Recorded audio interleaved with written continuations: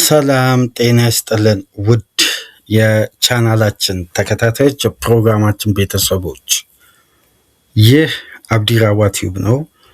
ፕሮግራማችንን ላይክ በማድረግ እንዲጀምሩ፣ ላይክ ስታደርጉ የዚህም ፕሮግራም ተደራሽነት ተደማጭነት በእጅጉ ከፍ ስለሚያደርግ ላይካችሁ ይጠቅመናል። ላይክ እያደረጋችሁ ፕሮግራማችንን እንድታደምጡ፣ አዲስ ከሆናችሁ ቻናላችንን ዛሬ ለከፈታችሁ፣ ዛሬ ማድመጥ ለጀመራችሁ ቻናላችንን ሰብስክራይብ በማድረግ የደወል ምልክቷን በመጫን ለቻናላችን ቤተሰብ እንድትሆኑ እንደ ሁሉ ጊዜው በአክብሮት እየጋበዝን ይህንን ፕሮግራም ከሀገር ውጭ የምታደምጡ የቻናላችን ተከታታዮች ድጋፋችሁም በሱፐር ስቲከር፣ ሱፐር ቻት፣ ሱፐር ታንክስ ለቻናላችን እንድታበረክቱ በአክብሮት እየጋበዝን በትናንትናው ዕለት ጥሪያችንን አክብሮ እንግዲህ አሚር ላደረክልን የሱፐር ታንክስ ድጋፍ አሚርን ከልብ እያመሰገንን ሌሎቻችሁም ድጋፍ እንድታደርጉ የአክብሮት ግብዣችን ነው። ለቻናላችን እንግዲህ በተለየ ሁኔታ ድጋፍ ላደረገልን አሚር ልባዊ ምስጋና እያቀረብን የመጀመሪያ ክፍል የዛሬው ፕሮግራም በቀጥታ ትኩረት የሚያደርገው የሊዮኔል ሜሲ እና የአርጀንቲና አስደናቂ ጉዞን በተመለከተ የሊዮኔል ሜሲ የዚህ ጀኔሬሽን የዚህ ትውልድ እግር ኳስ ከፈጠሯቸው ተአምረኛ ተጫዋቾች መካከል ግንባር ቀደም የሆነ በዚህ ጀኔሬሽን እግር ኳስን የሚወድ እግር ኳስን የሚመለከት እንግዲህ የሊዮኔል ሜሲ የዚህ ጀኔሬሽን አካል መሆኑ በእጅጉ እድለኛ ነው። ያ የእግር ኳስ ቤተሰብ የሁለቱ የዓለማችን ምርጥ ሱፐርስታሮች ሜሲ እና ሮናልዶ መካከል በርካታ የእግር ኳስ ቤተሰቦች በተለየ ንጽጽር ውስጥ ይገባሉ። የየራሳቸውን እይታና የየራሳቸውን አድናቆት ያስቀምጣሉ። ግን የነዚህ ሁለት ተጫዋቾች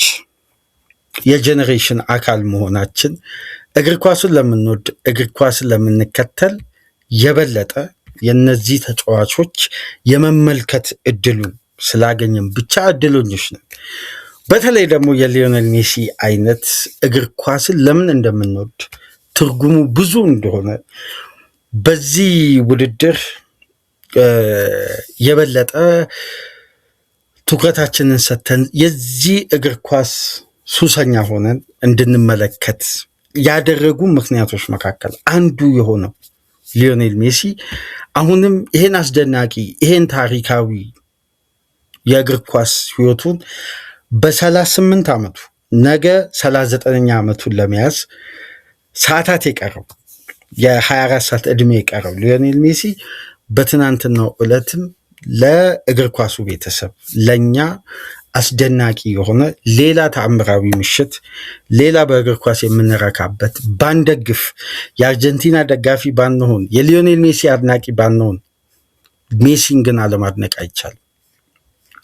የትኛውም የእግር ኳስ ቤተሰብ የራሱ ፍላጎት አለው፣ የራሱ አድናቆት አለው፣ የራሱ እይታ አለው።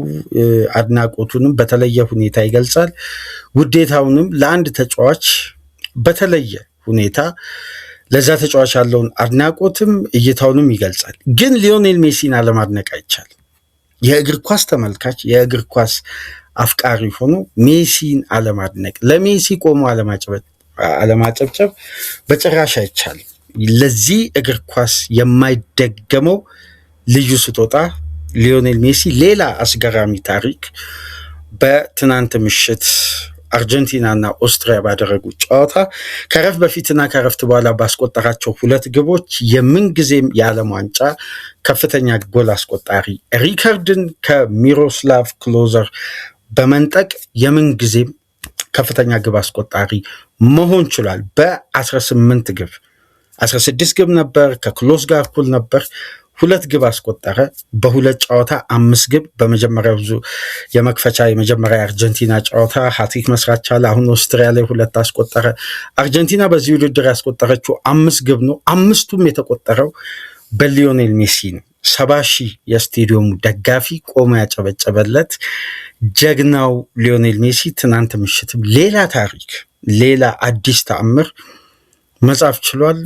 ለሊዮኔል ሜሲ አድናቆት ቃላት የማይገልጸው ለእግር ኳስ የተሰጠ የማይደገመው ልዩ ስጦታ ነው። የሜሲን የመመልከት አንዱ የቤተሰብ አካል በመሆናችን ፍጹም እድለኞች ነን። ሊዮኔል ሜሲ እንደመመልከት በእግር ኳስ ከሚያስደስተን ይሄን ዘርፍ ከምንወድበት ምክንያቶች መካከል ለምሳሌ አንዱ ሊዮኔል ሜሲ ሊሆን ይችላል እና የተጫዋች ትናንትናም ሌላ ታሪክ ሰርቷል። በ28 የዓለም ዋንጫ ጨዋታ 18 ግብ በማስቆጠር የምንጊዜም ብቸኛ ተጫዋች የለም።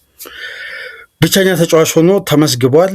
ማንም ተጫዋች እንግዲህ ይሄን እስካሁን ድረስ አላደረገም። ከአርጀንቲናና አውስትሪያ ጨዋታ በኋላ ፍራንስና ኢራቅ ጨዋታቸውን ጀምረው ነበር። ከረፍት በፊት በኪሊያን ኢምባፔ ግብ ፍራንስ መምራት ቢችልም ከረፍት በኋላ ግን በአየር ንብረት ምክንያት ጨዋታው አልተጀመረም እስካሁን ድረስ። ይህም ፕሮግራም እስከምናሰናዳበት ድረስ ያ ጨዋታ በድጋሚ አልተጀመረም። ኪሊያን ኢምባፔም 15ኛ የዓለም ዋንጫውን ግብ አስቆጥሮ እንግዲህ ደረጃውን ከፍ አድርጓል። ሪከርዱን እንግዲህ ከሊዮኔል ሜሲ ጋር ከሜሲ አንገት ውስጥ እየተነፈሰ የሚገኘው ሌላኛው ሱፐርስታር ነው። ግን የሊዮኔል ሜሲ ተአምር ይለያል። ይሄ ተጫዋች ከ35 ዓመት ከሞላው በኋላ ካስቆጠራቸው 18 የዓለም ዋንጫ ግቦች 12ቱን ያስቆጠረው በነገራችን ላይ 35 ከሞላው በኋላ ነው።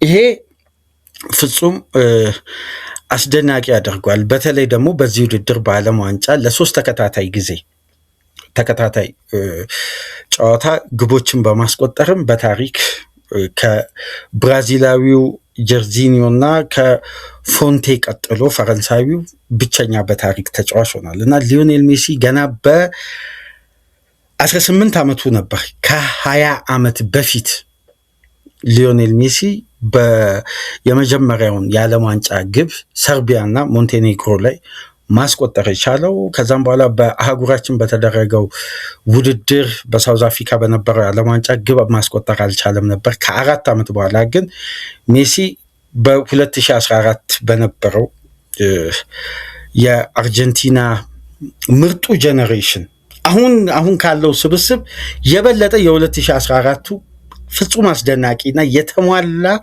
የአርጀንቲና ብሔራዊ ቡድን ስብስብ ነበር። ግን ያ ብሔራዊ ቡድን እድለኛ አልነበረም። የማሪዮ ጎዜ የመጨረሻ ደቂቃ ግብ የአርጀንቲናውያንን ልብ የሰበረች ነበር እና ከ4 ዓመት በኋላ ሜሲ ከናይጄሪያ ጋር በነበረውም ጨዋታ ግብ አስቆጥሮ ሪከርዱን ከፍ ማድረግ ችሎ ነበር። ከዛም በኋላ በ2018 ብዙ የተወቀሰው ብዙ የተተቸው እዚህ ግባ ማይባል ከኋላ መስመርና በአማካይ ክፍሉ ላይ ያለው የእድሜና የመዋሃድ ጉዳይ በዮርጊ ሳምፓውሊ ምክንያት ብዙ የተዳከመው የአርጀንቲና ብሔራዊ ቡድን በፈረንሳይ ተሸንፎ ከውድድሩ ውጭ እስከሚወጣ ድረስ በነበረው ጉዞ ሜሲ በዛም በ2018 ግብ ማስቆጠር ችሎ ነበር። ነገር ግን የሜሲ አስገራሚው ታሪክ መጻፍ የጀመረው በኳታር ዓለም ዋንጫ ያ በአብዛኛው የእግር ኳስ ቤተሰብ ዘንድ በሁሉም ማለት ይቻላል ያን ዓለም ዋንጫ ለተመለከተ እጅጉን የማይረሳ ታሪክ አሻራ በዝግጅቱም እያንዳንዱ ጨዋታ የፋይናል ያክል ስንመለከት የነበረው ደማቁ የዓለም ዋንጫ ላይ ሜሲ በ2022 የኳታር ዓለም ዋንጫ ለሀገሩ የዓለም ዋንጫን ማሳካት ብቻ ሳይሆን በዛ ውድድር ላይ ተከታታይ ጨዋታዎችን ኮከብ ተጫዋች 7 ግብ በማስቆጠር በፋይናል እንደምታስታውሱት ፈረንሳይ ላይ 2 ግብ ማስቆጠሩ ይታወሳል። አስገራሚ ታሪክ ጽፏል። በ2022 የዓለም ዋንጫ አገሩን ለዓለም ዋንጫ ድል ማብቃት ችሏል። ፍጹም አስደናቂ ታሪክ ነው። እንግዲህ ሜሲ በብሔራዊ ቡድን ደረጃ ለሀገሩ 201 ጨዋታ አድርጎ 122ኛውን ግብ በትናንትናው ዕለት አስቆጥሮ የሜሲ አስደናቂ ሪከርድና ታምራዊ ጉዞ አሁንም እንደቀጠለ ነው። ይህን ተጫዋች መመልከት በራሱ የዚህ ጄኔሬሽን አካል ሆኖ ሜሲን የመመልከት እድሉ ስለተፈቀደልን ብቻ እድለኞች ነን። እንደ ሜሲ አይነት ተጫዋች እግር ኳስን በምክንያት የምንወድባቸው ዋና ዋና ነጥቦች መካከል 10 ብንዘረዝር አንዱ ሊዮኔል ሜሲ ነው የሚሆነው። በተለየ ሁኔታ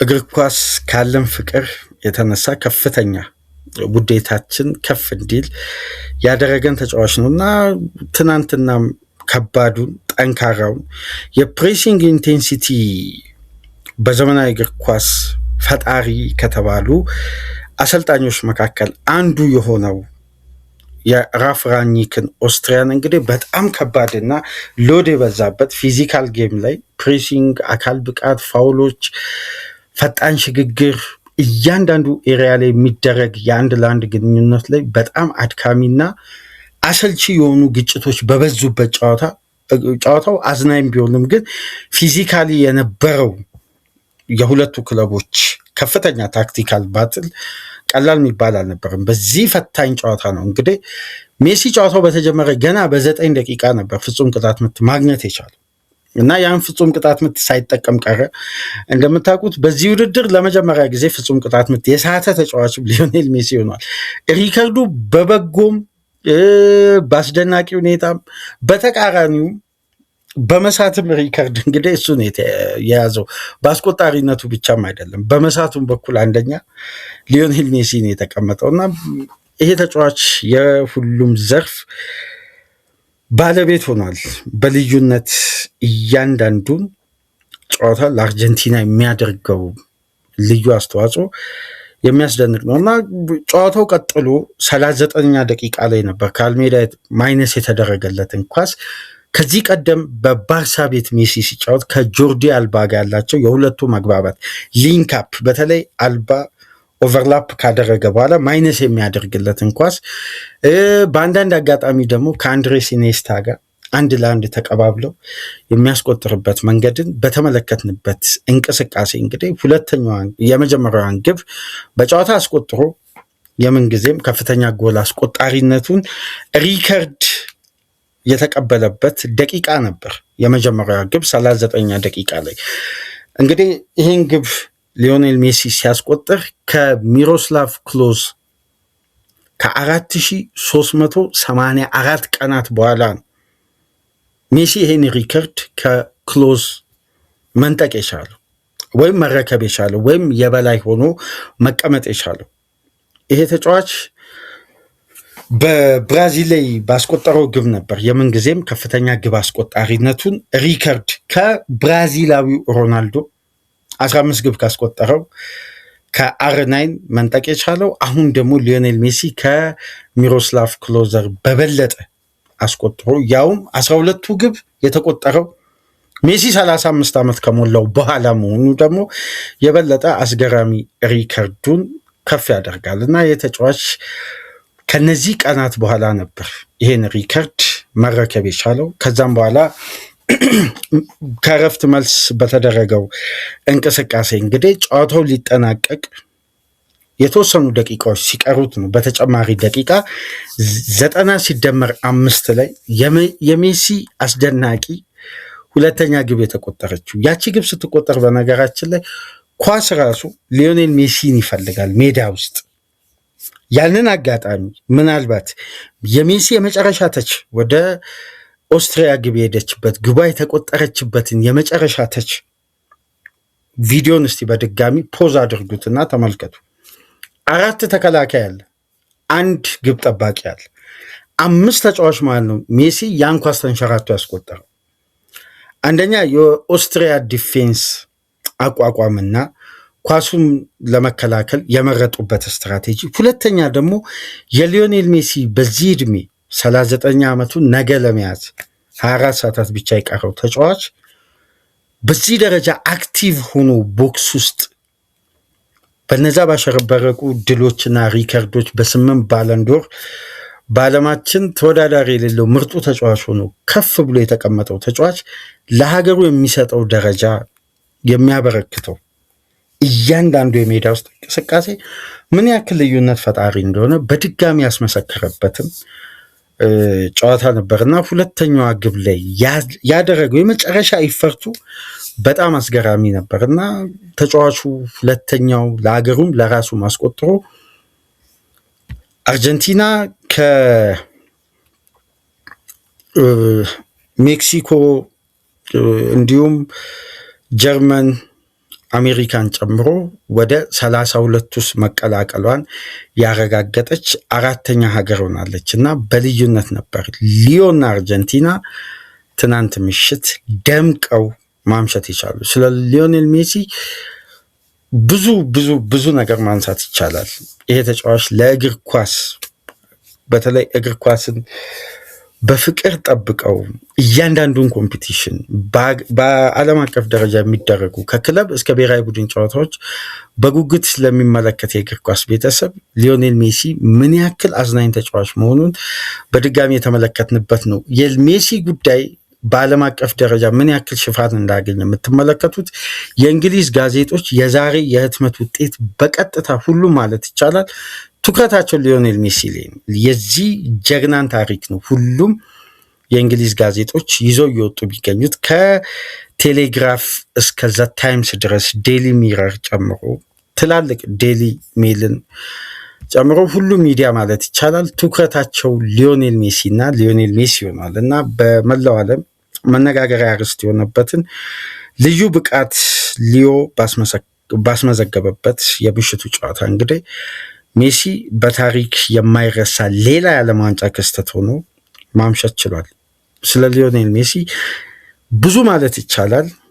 ሜሲ የእግር ኳስ የማይደገም ልዩ ስጦታችን ነው። በዚህ በምንወደው ዘርፍ እድለኛ ነን እግር ኳስን በመመልከታችን ውዴታችን በዚህ ደረጃ ከፍተኛ በመሆኑ ብለን ከምናነሳበት ምክንያቶች መካከል ሜሲ አንደኛውና ዋነኛው ተጫዋች ነው እና አርጀንቲናን በድጋሚ ለሌላ ከፍታ ለማብቃት ከወዲሁ ከምድቧ ማለፏን ያረጋገጠችበትን ድል በሊዮኔል ሜሲ 5 ግቦች ታግዛ በ6 ነጥብ ምንም ግብ ሳታስተናግድ ወደ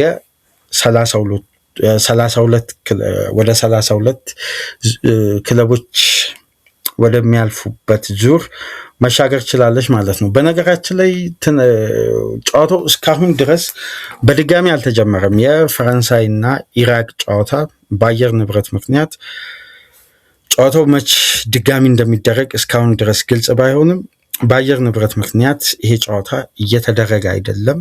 ጨዋታው ተቋርጧል። ኪሊያን ኤምባፔ ከረፍት በፊት ከኤሪያ ውጪ በግራ እግሩ ያስቆጠራት ልዩ ግብ የጨዋታው ልዩነት ሆናለች። እስቲ ጨዋታው የሚጀምር ከሆነ ከዚህ ፕሮግራም በመቀጠል በቀጥታ የዝውውር መረጃዎችን በ3 ክፍል እንመለከታለን። አንደኛው የአማካይ ነው፣ ሌላኛው የአጥቂ ስፍራ ተጫዋቾች ነው።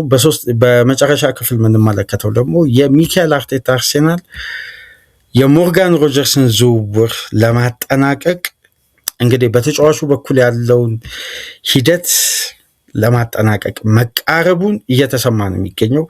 በግል ጥቅማ ጥቅምም ሳይስማሙ እንዳልቀሩ እየተነገረ ነው የሚገኘው። ያንን ይዘም በመጨረሻ ክፍል እንመጣለን። ለማንኛውም ላይክ፣ ሼር፣ ሰብስክራይብ አድርጉ። ከሀገር ውጭ መታደምጡ የሁል ጊዜ ድጋፋችሁን በሱፐር ስቲከር፣ ሱፐር ቻት፣ ሱፐር ታንክስ ድጋፍ አድርጉ። አሚር ላደረክልን የሱፐር ታንክስ ድጋፍ ከልብ እናመሰግናለን። በዝውውር መረጃችን ተመልሰን እንመጣለን። ሰላም ቆዩ።